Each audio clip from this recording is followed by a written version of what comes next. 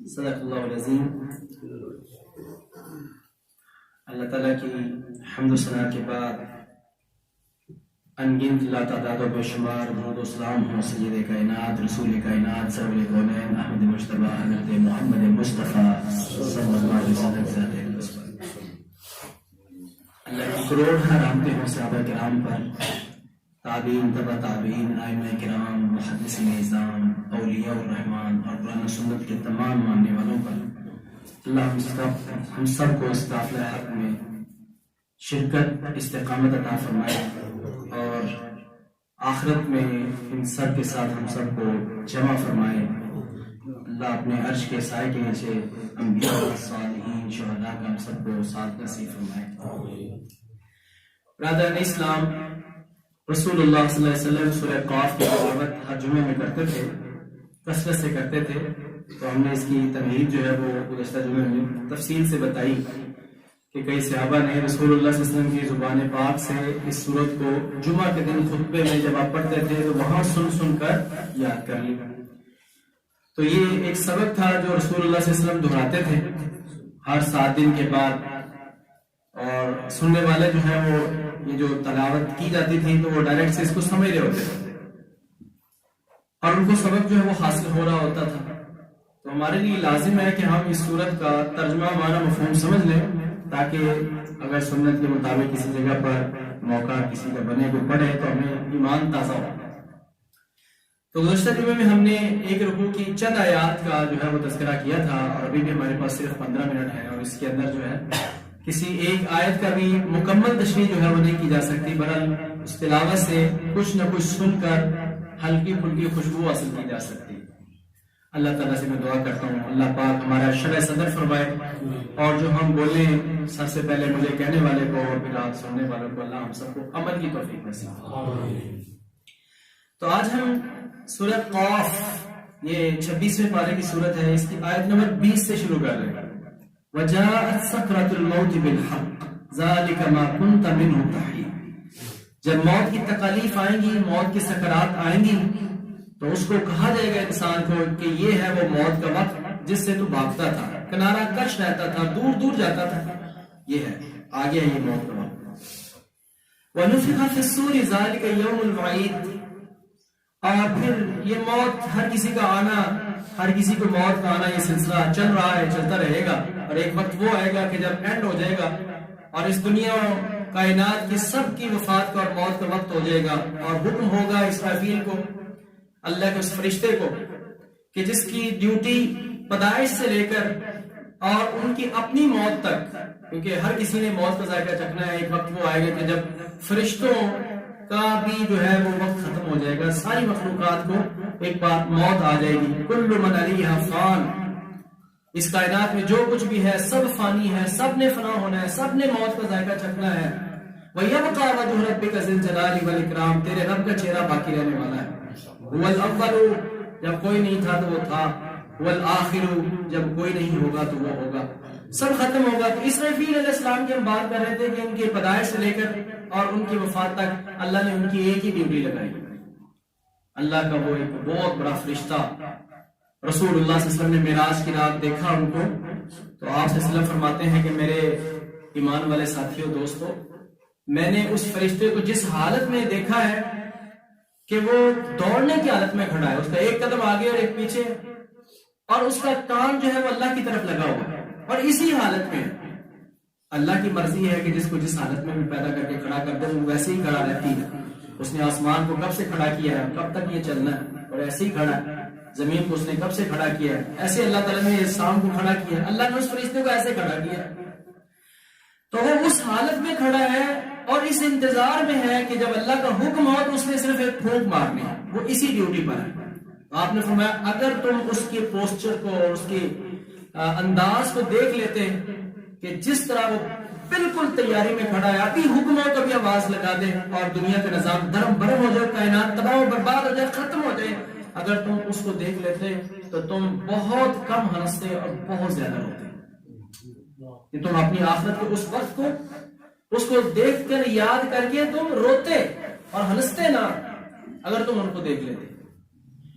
تو اللہ تعالیٰ یہاں فرماتے ہیں کہ پھر ایک وقت آئے گا کہ موتوں کے سلسلے جو ہیں یہ ختم ہو جائیں گے، وَنُفِخَ فِي الصُّورِ، اور سور میں بلو کر دیا جائے گا، پھونک مار دی جائے گی۔ جب پھونک مار دی جائے گی تو زمین و کائنات کے اندر جتنے بھی زیروح ہیں سب کے سب جو ہیں ان کے اوپر موت طاری ہو جائے گی، سب مر جائیں گے، سب ختم۔ اور قیامت کا دن جو ہے وہ برپا ہو جائے گا۔ اور وقت جو ہمارے پاس بہت مختصر ہے، میں کچھ آیات کا ترجمہ آپ کو سناتا ہوں کہ جب یہ پھونک لگے گی تو پھر کیا ہوگا۔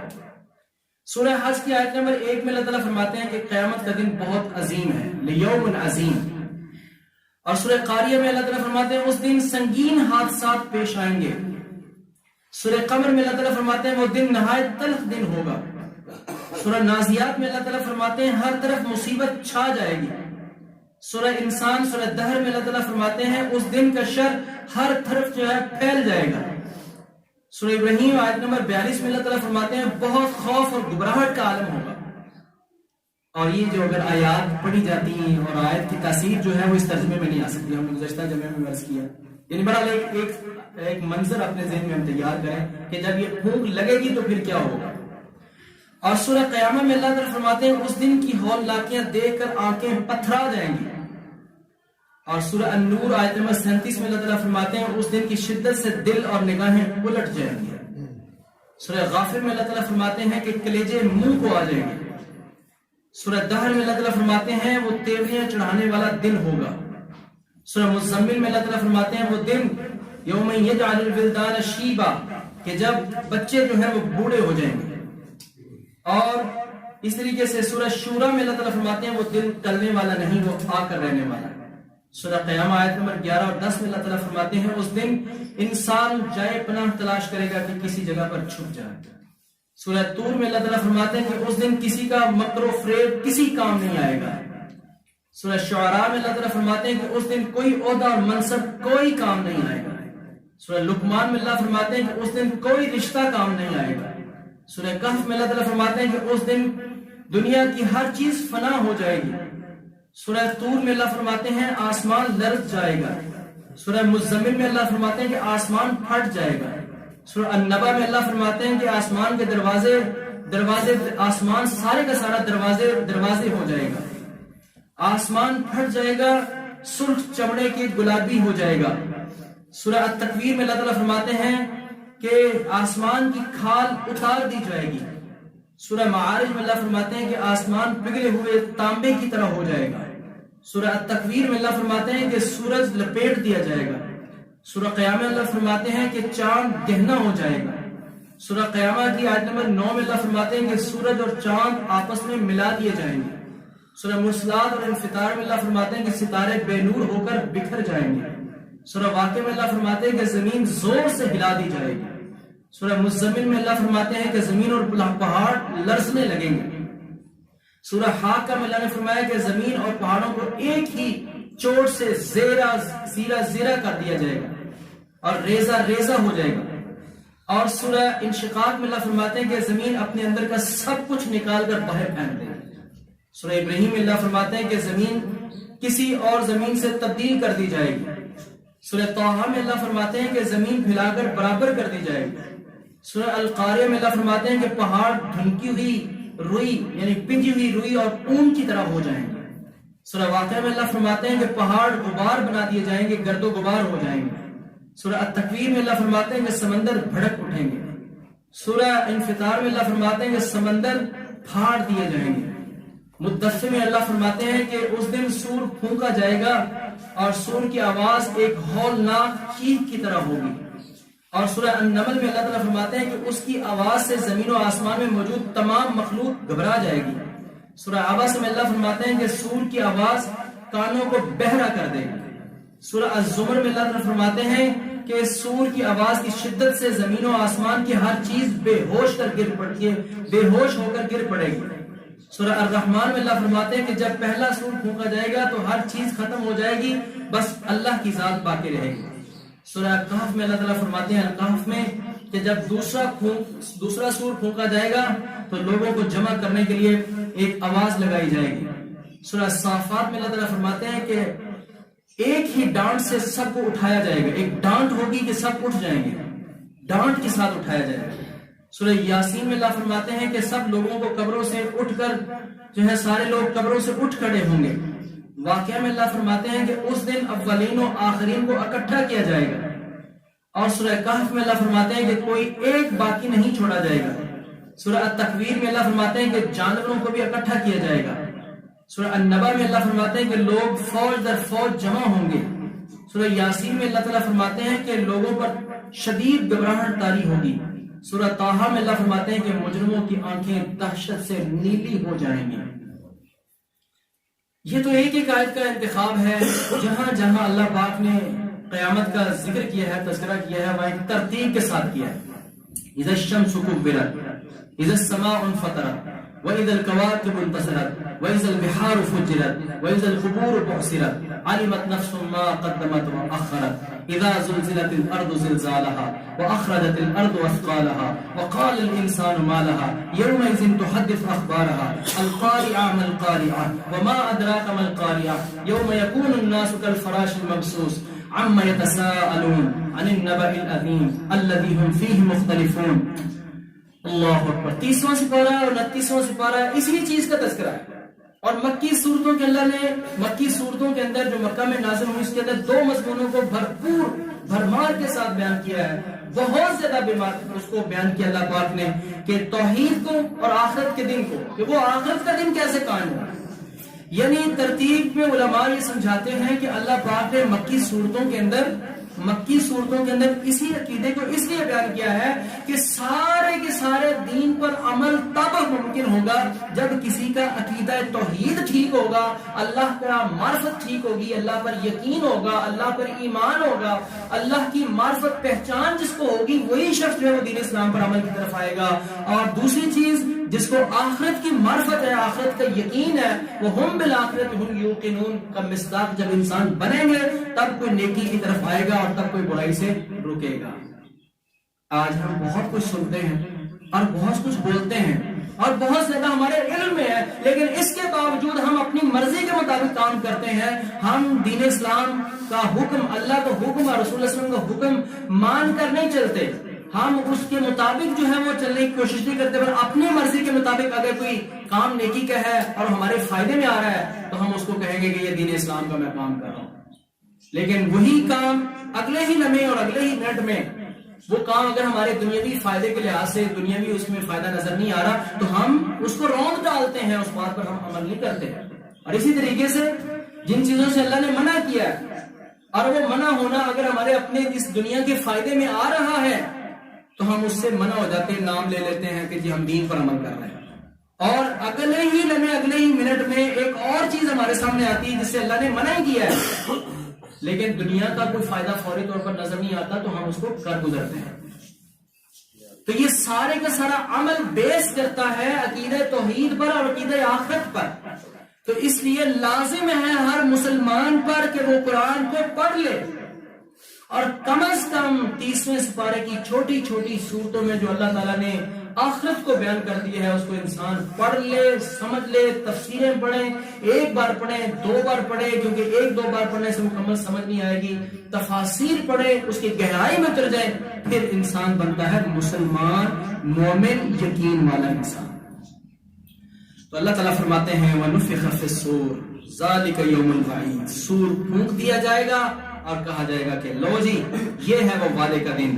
وَجَاءَتْ كُلُّ نَفْسٍ مَعَهَا سَائِقٌ وَشَهِيدٌ. ہر انسان کو لایا جائے گا اور اس کے ساتھ ایک آگے چلانے والا اور پیچھے سے ایک ہانکنے والا لے کر آئے گا. لَقَدْ كُنْتَ فِي غَفْلَةٍ مِّنْ هَٰذَا فَكَشَفْنَا عَنْكَ غِطَاءَكَ فَبَصَرُكَ الْيَوْمَ حَدِيدٌ. اللہ فرماتے ہیں ہم اس کی آنکھوں کے پردوں کو سب اٹھا دیں گے اور اس کی آنکھوں کو تیز کر دیا جائے گا اور پھر یہ اپنی آنکھوں سے دیکھے گا اور اس کو کہا جائے گا لَقَدْ كُنْتَ فِي غَفْلَةٍ مِّنْ هَٰذَا. یہ ہے وہ دن جس کی غفلت میں تو پڑا ہوا تھا، جس سے تو غافل تھا. تیری آنکھوں کے اوپر پردے ڈلے ہوئے تھے، تمہیں یہ سمجھ نہیں آتی تھی، آخرت تمہیں نظر نہیں آتی تھی اور اس آخرت کی بنیاد پر تم جو ہے وہ باز نہیں آتے تھے اور آخرت کو نہ سمجھ کر تم اس کی بنیاد پر نہ سمجھنے کی بنیاد پر تم باز نہیں آتے تھے، غفلت کے پردے پڑے ہوئے تھے. آج سارے پردے تیرے اٹھا دیے ہیں، تیری آنکھیں تیز کر دی ہیں. اب دیکھ تیری آنکھوں کے سامنے یہ آخرت کا مقام پڑا ہے. وقال قرینہ ھذا ما لدی عتید، اور فرشتہ جو نامہ اعمال لکھ رہا تھا وہ آ کے کہے گا اللہ یہ ہے ما لدی عتید، جو میرے پاس تھا، یہ امانت جو مجھے تمہیں لکھنے کے لیے اس کی ڈیوٹی لگائی تھی نا کہ اس کے میں اعمال لکھوں، تو وہ میں نے اعمال لکھ دیے ہیں۔ عتید یہ تیار ہے، موجود ہے، اللہ پاک یہ میری طرف سے حاضر ہے، اس کا نامہ اعمال ہے۔ اللہ فرمائیں گے القیا فی جہنم کل کفار عنید، مجرموں کے متعلق اللہ فرما دیں گے فوری یہ دونوں فرشتے، ان دونوں کو فرشتوں کو کہا جائے گا، یہ جو نامہ اعمال لکھ رہے ہیں، القیا فی جہنم کل کفار عنید، اٹھاؤ یہ دونوں فرشتوں، اس کو جہنم کے اندر پھینک دو، ہر اس شخص کو جو کفار ہے، بہت زیادہ اللہ کے حکموں کا انکار کرنے والا، اللہ کو نہ ماننے والا، اور عنید بہت زیادہ تکبر اور اناد رکھنے والا تھا، مناع للخیر معتد مریب، اور ہر خیر کے کاموں سے یہ روکتا تھا، معتدم اللہ کی حدوں کو تجاوز کرتا تھا، مریب اور اس کو شک تھا آخرت میں، اس کو اللہ کے متعلق شک تھا، اس کو آخرت کے متعلق شک تھا، اس قرآن کے متعلق اس کو شک تھا، رسولوں کے متعلق اس کو شک تھا، کتابوں کے متعلق اس کو شک تھا، یہ مریب تھا، شک پایا جانے والا تھا، اس کو پھینک دو جہنم میں۔ الذی جعل مع اللہ الہا آخر، وہ بدنصیب کہ جس نے اللہ کے ساتھ کسی اور کو بھی بلایا، اللہ کے ساتھ کسی اور کو بھی پکارا، اللہ کے ساتھ کسی اور کو بھی اس نے اپنا الہ مانا، اس کو اٹھاؤ اور جہنم میں پھینک دو، فَأَلْقِيَاهُ فِي الْعَذَابِ الشَّدِيدِ، شدید ترین عذاب کے اندر اس کو جھونک دو، یہ اللہ کے ساتھ کسی اور کو بھی بلاتا تھا۔ قَالَ قَرِينُهُ رَبَّنَا، جو اس کے ساتھ ایک شیطان جو اس کو دنیا میں بھٹکاتا رہا، رسول اللہ صلی اللہ علیہ وسلم نے اس کی وضاحت کی ہے، ہر انسان کے ساتھ ایک شیطان ہے، اس کو معمور کیا گیا ہے، اور وہ شیطان جو ہے اس کو بھٹکاتا ہے، ہر انسان کے ساتھ ایک شیطان ہے۔ ایک صحابی نے سوال کیا، عجیب سوال کیا، انہوں نے کہا اللہ کے رسول صلی اللہ علیہ وسلم آپ کے ساتھ بھی ہے؟ تو آپ نے فرمایا جو میرے ساتھ تھا اللہ نے اس کو مسلمان کر دیا ہے، وہ مجھے برائی کا حکم نہیں دیتا، اور اس کے علاوہ ہر انسان کے ساتھ ہے، اور وہ وہاں پر کھڑا کہے گا وقال قرینہ، اس کا وہ ساتھی کہے گا ربنا ما اطغیتہ، اے میرے اللہ میں نے اس کو سرکش نہیں کیا تھا، ولیکن کان فی ضلال بعید، یہ پہلے ہی دور کی گمراہی میں پڑا ہوا تھا۔ اللہ فرمائیں گے قال لا تختصموا لدی، میرے سامنے یہ جھگڑے نہ کرو، وقد قدمت الیکم بالوعید، میں نے پہلے ہی ڈرانے کے لیے وعید قرآن کی صورت میں، نبیوں کی صورت میں بھیج دی تھی، میں نے بتا دیا تھا کہ جو یہ گناہ کر کے آئے گا اور اللہ کا انکار کر کے آئے گا اور یہ گناہ کر کے آئے گا میں اس کو جہنم میں جھونک دوں گا، میں نے بتا دیا تھا، بھیج دی تھی میں نے چٹھی، اور یہ پیغام میں نے پہنچا دیا تھا، اب میرے سامنے کوئی جھگڑا نہ کرے۔ ما یبدل القول لدی وما انا بظلام للعبید، میرے نزدیک بات بدلا نہیں کرتی، اور سن لو میں بندوں کے اوپر ظلم کرنے والا نہیں ہوں، آج ظلم نہیں کیا جائے گا۔ فَأَمَّا مَنْ ثَقُلَتْ مَوَازِينُهُ فَهُوَ فِي عِيشَةٍ رَاضِيَةٍ، آج تو اعمال تلیں گے، اعمال آج تو ترازو لگیں گے، اور ترازوؤں کے اندر اس کی نیکیوں اور بدیوں کو ڈال کر ایسے تولا جائے گا، ایک پلڑے کے اندر اس کی نیکیاں ڈال کے اور دوسرے پلڑے کے اندر اس کی برائیوں کو ڈال کے دونوں کو اٹھا دیا جائے گا، آج اس کے اعمال تلیں گے۔ فَأَمَّا مَنْ ثَقُلَتْ مَوَازِينُهُ، جس کے نیک اعمال کا پلڑا بھاری ہو گیا، فَهُوَ فِي عِيشَةٍ رَاضِيَةٍ، وہ عیش و عشرت کی زندگی میں ہوگا۔ وَأَمَّا مَنْ خَفَّتْ مَوَازِينُهُ، اور جس کے برے اعمال کا جو پلڑا جو ہے وہ بھاری ہو گیا اور نیک اعمال کا پلڑا اس کا ہلکا ہو گیا، فَأُمُّهُ هَاوِيَةٌ، اس کا ٹھکانہ تو ہاویہ ہے۔ وَمَا أَدْرَاكَ مَا هِيَ، آپ کو کیا معلوم کہ وہ کیا ہے؟ نَارٌ حَامِيَةٌ، بڑھتی ہوئی دہکتی ہوئی آگ ہے۔ آج تو یہ فیصلہ ہونے والا ہے، میرے سامنے آج تو مت جھگڑو۔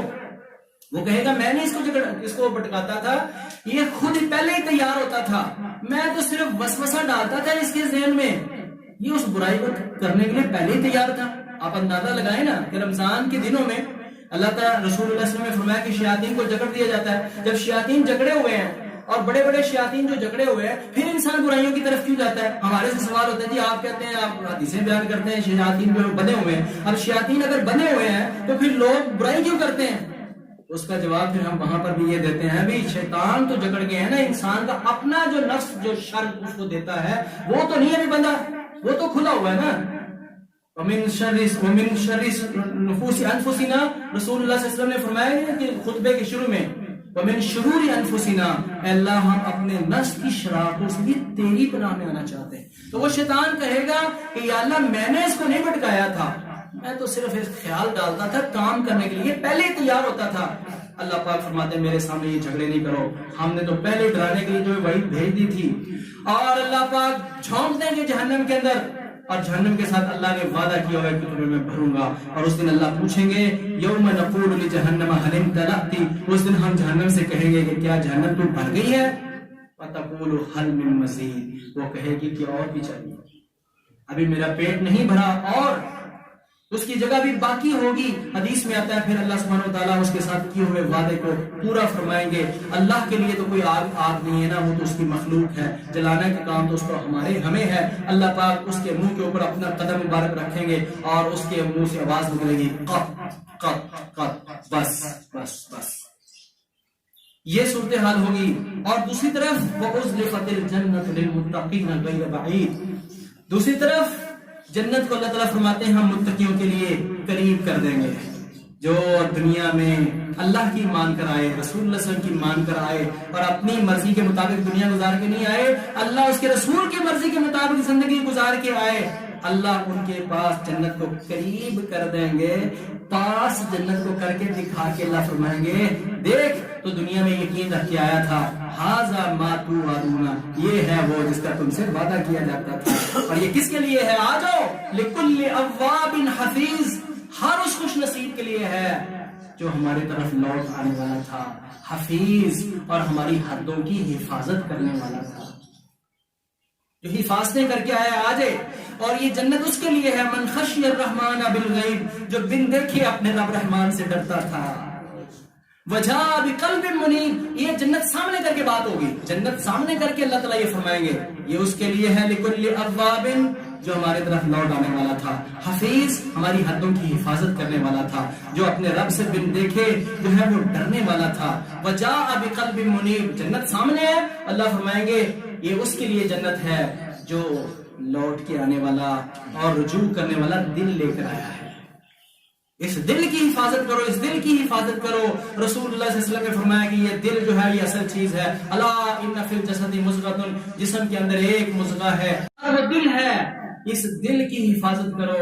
تو رسول اللہ صلی اللہ علیہ وسلم نے اور اللہ پاک نے بھی فرمایا ہے کہ یہ دل کی کالک جو ہے وہ شروع ہوتی ہے آنکھوں سے اور کانوں سے، ان السمع والبصر والفؤاد کل اولئک کان عنہ مسئولا، بے شک کان اور آنکھیں اور یہ دل ان سب سے سوال ہونے والا ہے۔ علامہ اقبال نے کیا خوب کہا کہ نگاہ پاک ہے تیری تو پاک ہے دل بھی، نگاہ پاک ہے اگر تیری تو پاک ہے دل بھی، کہ دل کو حق نے کیا ہے نگاہ کا پیرو، جدھر نگاہ جاتی ہے دل ادھر جاتا ہے، اور دل نگاہ کو اگر برائی کی طرف آپ دوڑائیں گے تو دل برائی سوچے گا اور اعضاء برائی کریں گے، اور نگاہ اگر نیکی کی طرف آپ ڈالیں گے تو آپ کا دل جو ہے وہ نیکی کی طرف رجوع کرے گا، اور پھر سارے اعضاء جو ہے وہ نیکی کے کام کریں گے۔ اللہ فرمائیں گے جنت کو سامنے کر کے یہ جنت اس کے لیے ہے جو منیب دل لے کر آیا، بقلب سلیم لے کر آیا۔ آخری بات ہے ادخلوها بسلام، داخل ہو جو اس جنت میں بسلام، سلامتی کے ساتھ داخل ہو جو۔ ذالک یوم الخلود، آج یہ ہمیشگی کا دن ہے، جو جہنم میں گئے یہ ہمیشہ جہنم میں گئے، اور جو جنت میں گئے ہمیشہ جنت میں گئے۔ اس کو تو جہنم سے نکالا جائے گا اور جنت کے متعلق خصوصاً کہا جائے گا آج جو اس میں داخل ہو رہا ہے وہ نکالا نہیں جائے گا۔ لہم ما یشاؤون فیہا ولدینا مزید، اس جنت میں داخل ہو جاؤ، جو چاہو گے تمہیں ملے گا، اور جو تم چاہو گے وہ تو ملے گا، ولدینا مزید، ہماری طرف سے کچھ مزید بھی ملے گا۔ میرے بھائیوں، ساتھیوں، دوستوں، اس سورت کو ضرور پڑھیں، اس کے ترجمے کو سمجھیں، یہ بڑی ایمان افروز بات ہے، اس میں بڑی ایمان افروز جو ہے وہ اسباق ہیں اور عبرتیں ہیں، نصائح ہیں، ہدایات ہیں۔ یہ تو آپ اس کے ترجمے کو خود سے سمجھیں اور اس کے ترجمے میں بار بار ڈوبیں، اور پھر جو ہے ایمان اور یقین کی کیفیت پیدا ہوگی۔ یہ بڑی عظیم صورت ہے، اس کی تلاوت کریں، اس کے ترجمے کو ضرور سمجھیں۔ اللہ تعالیٰ سے دعا ہے جو ہم نے سنا ہے اس کے مطابق ہمیں آخرت کی فکر نصیب فرمائے، اللہ سبحانہ و تعالیٰ ہمیں آخرت کی تیاری کرنے کی توفیق نصیب فرمائے۔ آخر دعوانا الحمدللہ۔